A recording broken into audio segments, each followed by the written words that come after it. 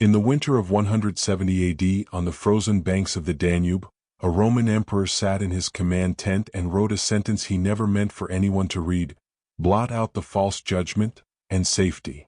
He was not performing wisdom. He was fighting for his life to stay sane. Plague was killing a quarter of his empire. Germanic tribes were breaking through the border. His own body was failing him. Stomach pain, insomnia, a slow chronic illness historians still argue about. And in the middle of all that, Marcus Aurelius wasn't building a brand. He was talking to himself in the dark, trying not to fall apart. That's the man 3 million self-help accounts have turned into a productivity mascot. You've seen him everywhere. On gym walls. On LinkedIn headers. You have power over your mind, not outside events. Printed in bold, over a shirtless man doing pull-ups at 5 a.m. You've probably felt at some point like Stoicism is just discipline bro content in a toga. Cold. Detached. A philosophy for men who don't cry and don't apologize. But you've never actually read him. Not really. You've read the highlight reel, the 12 quotes that get recycled across 1,000 thumbnails. And somewhere along the way the actual man got replaced by a mascot. Tonight we're going to take him back. Marcus Aurelius did not want to be emperor. His adoptive father groomed him for it from age 17. He would rather have studied philosophy under Junius Rusticus, the man who first handed him Epictetus's teachings and, by most accounts, the only person Marcus fully deferred to for the rest of his life. He ruled for 19 years. Almost none of them were peaceful. War, plague, a rebellion led by his own trusted general, the death of multiple children. He buried at least 8 of his own kids. Meditations was never a book. It was a private journal, written in Greek, likely so his own guards couldn't easily read it. He called it To Myself. It wasn't advice for you. It was a man reminding himself, night after night, not to become cruel in a world that kept giving him reasons to. That distinction changes everything about how the internet has used him. Myth 1. Stoicism means suppressing emotion. You've heard the caricature. The man who feels nothing, who's above it all. That's not Marcus.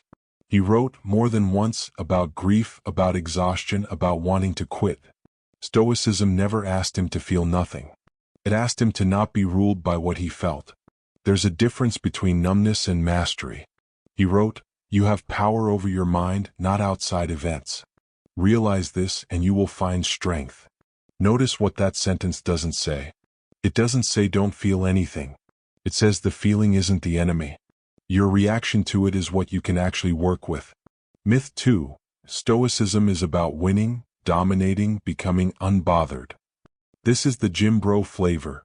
Stoicism repackaged as emotional armor for hustle culture. But Marcus never wrote about winning. He wrote about restraint. About the danger of becoming what you hate. One of his sharpest lines, the best revenge is to not be like that. Not to beat your enemy. To simply refuse to become him. Compare that to how the algorithm sells Stoicism now, as a tool for outperforming everyone around you, for feeling nothing while you climb. Marcus was the most powerful man alive, and his actual concern was staying gentle in spite of it. Myth 3. He was cold toward other people. Read Meditations closely and you find the opposite. Entire passages are about patience with difficult people, reminding himself every single morning that he will meet people who are jealous, ungrateful, rude, and that he must still treat them with care. Waste no more time arguing about what a good man should be. Be one. That's not detachment. That's a man rehearsing kindness because it didn't come naturally to him under pressure. But here's what almost everyone misses about him. The myths aren't really about Marcus. They're about us. We keep needing him to be simpler than he was, because a slogan is easier to carry than a person. Myth 4. Stoicism means accepting everything passively. People hear control what you can control, and think it means resignation. Don't fight, don't try, just accept your fate. But Marcus ran an empire through crisis for 2 decades. He fought wars he didn't want. He reformed laws. Acceptance for him wasn't passivity. It was clarity about where to spend his energy instead of wasting it on what he couldn't change. You could leave life right now. Let that determine what you do and say and think. That's not surrender. That's urgency. Myth 5. He had it all figured out. This might be the biggest one. The book reads like wisdom, so we assume he'd already arrived. But he was writing the same reminders to himself over and over: patience, humility, mortality, because he kept failing at them.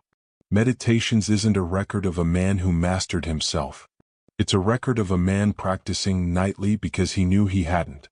Here's the thread running under all five. Marcus Aurelius has been turned into a statue, cold marble, certain, finished. But the real man was closer to a lantern. Something that only stays lit because someone keeps tending it, every night, against the wind. That's what the journal actually was. Not proof he had wisdom. Proof he needed it daily, the same as you do. The Emperor of Rome, at the height of his power, still had to sit down in the dark and talk himself out of bitterness. If he needed that discipline, you're not failing by needing it too. So the next time you see his words stripped onto a gym poster, remember what they actually were. Not a performance of strength. A private argument with despair, written by a man who buried his children and still tried every night to become someone worth being. Maybe that's the version of him worth carrying. Not the marble. The lantern.